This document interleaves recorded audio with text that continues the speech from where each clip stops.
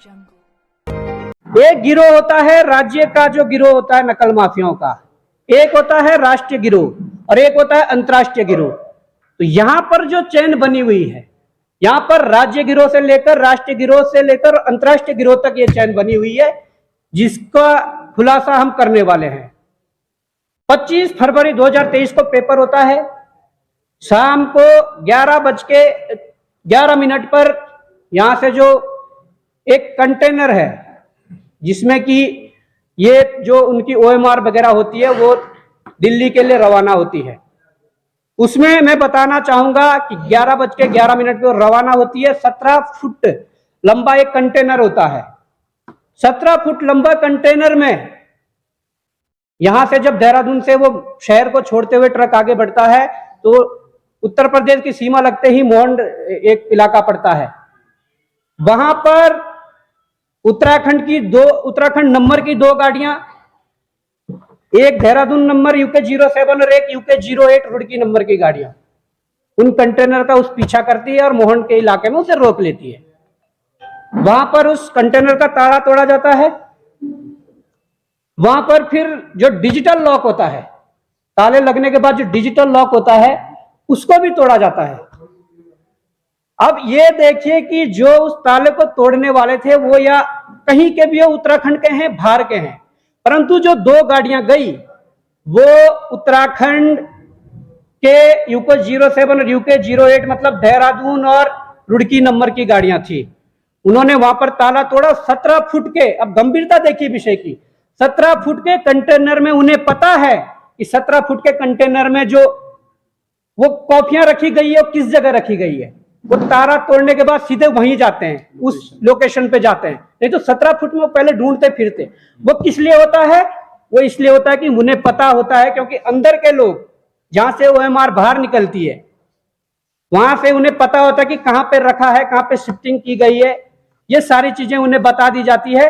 तो मैं कहना चाहूंगा कि जो पटवारी और इसमें जो सील वाला प्रकरण हुआ, आयोग ने हाथ खड़े किए, आयोग अपनी सफाई दे रहा है। हमारा जो सरकार है वो बड़े बड़े होल्डिंग लगा रही है कि हमने नकल रोधी कानून लाने के बाद 3 परीक्षाएं सफलतापूर्वक पूरी कर दी है, जबकि हालात ये है कैसे डिजिटल लॉक तोड़ा गया, किस प्रकार से वो कॉपियां बाहर निकाली गई। और मैं चाहता हूं कि हमारे साथ जो कुलदीप भाई हैं, इनका ट्रांसपोर्ट का पूरा अपना बिजनेस है, ऑल इंडिया बेस पर, इनकी वो गाड़ी थी। मतलब आपके साथ यहां से गाड़ी जाने के बाद जो घटना हुई, आप एक्सप्लेन करिए पूरे पत्रकार महोदयों के साथ कि क्या से क्या शुरू से लास्ट तक। मेरा नाम कुलदीप सिंह ढींगरा है। हमारी कंपनी का नाम दिल्ली वापी रोड लाइंस है। हम ब्लू डार्ट में पिछले 13 साल से चल रहे हैं। 25 तारीख को एग्जाम होता है, यहाँ पर आईलेट्स का एग्जाम होता है। 25 तारीख को ये शाम को शीट्स ब्लू डार्ट के ऑफिस में आती है और उसके बाद वो गाड़ी में हमारी वैन लोड होती है और हमारा ड्राइवर के साथ मिलकर, मतलब ये बहुत बड़ा नेक्सस है ये। वो हमारे ड्राइवर को लालच देते हैं, भाई आपको हम 30 लाख रुपए दे देंगे अगर आप हमें कंटेनर खोलने दोगे और हमें उसमें से आंसर शीट्स निकालने दोगे।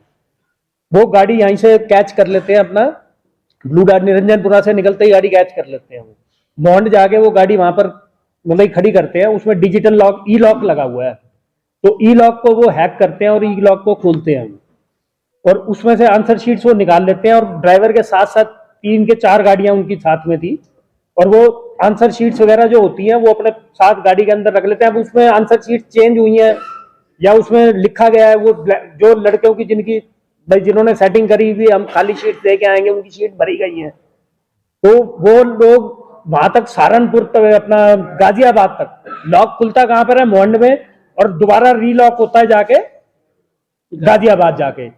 फिर वो उसको ड्राइवर को पैसा देते हैं और पैसा देके उसको कहते हैं यार तू ये पैसा मेरे को वापस दे दे, हम तेरे को दे देंगे, एयरपोर्ट पे तू जाएगा, अंदर तेरे को पकड़ लेंगे, तू एयरपोर्ट गाड़ी खाली करके वापस आ जा। एयरपोर्ट तक जाती है गाड़ी और वो बाहर आता है तो वहां पर वो कहते हैं बाहर आएगा तो तेरे को पैसा हम दे देंगे, लेकिन उसको बाहर पैसा नहीं मिलता। हमें इस बात का पता चलता है 27 तारीख को, क्योंकि 25 तारीख को सैटरडे था, सैटरडे को एग्जाम कंडक्ट हुआ, संडे को छुट्टी होती है। मंडे को मेरे को कॉल आती है ब्लू डार्ट की कंपनी से कि भाई आपकी गाड़ी में ऐसे ऐसे ताला टूटा है और आपका ड्राइवर इन्वॉल्व है उसमें।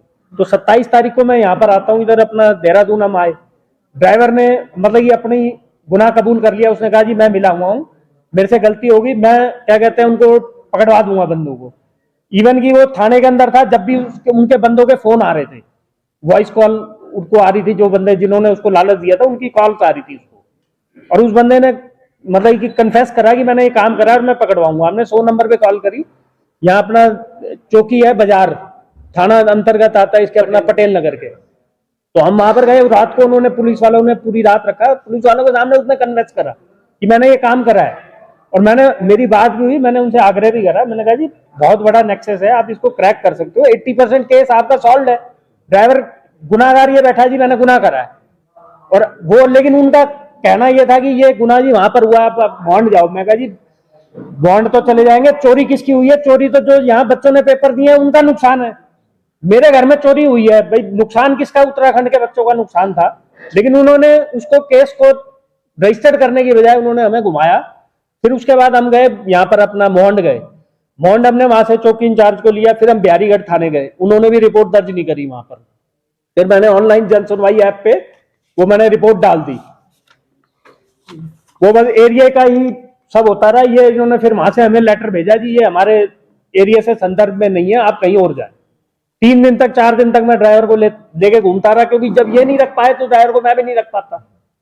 और ड्राइवर की हमने पुलिस वेरिफिकेशन वगैरह सब कुछ करा रखी थी। अगर ये उस टाइम थोड़ी सी सक्रियता दिखाते, अपनी इन्वॉल्वमेंट दिखाते, तो हो सकता है एक बहुत बड़ा गैंग यहाँ अनबस्ट हो जाता, अनअर्थ हो जाता। बताओ।